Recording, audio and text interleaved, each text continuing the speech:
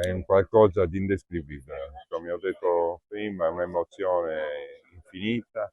è un risultato sportivo eccezionale.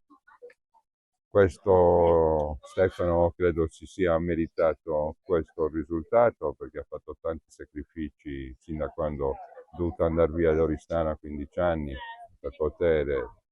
entrare nel centro federale senza certezze, quindi chiaramente iniziando un percorso, questo percorso l'ha portato a diventare chiaramente uno dei migliori al mondo,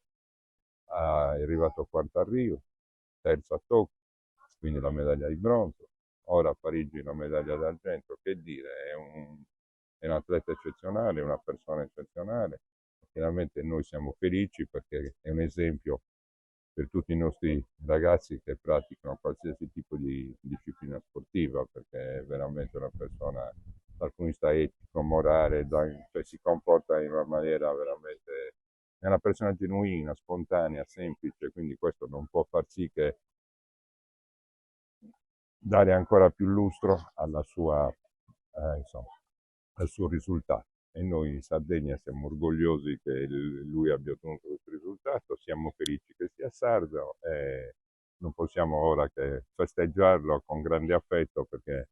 dobbiamo veramente tutti quanti abbracciarlo con infinito affetto. 7 sardi più uno alle Olimpiadi, 4 arrivano dalla provincia di Oristano. Non è un caso, forse. Sicuramente no. I casi io, non, io ai casi nella vita non credo, evidentemente qui c'è una base di cultura sportiva importante dove si riesce chiaramente a togliere dei talenti, far emergere dei talenti eccezionali che poi arrivano a ottenere questi risultati super. Quindi chapeau anche alla provincia di Oristano, alla città di Oristano, perché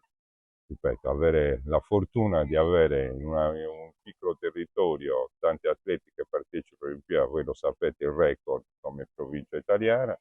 significa che c'è una grande cultura sportiva in questa città e che i ragazzi praticano lo sport ad altissimi livelli e la verità è che a Oristano e nella provincia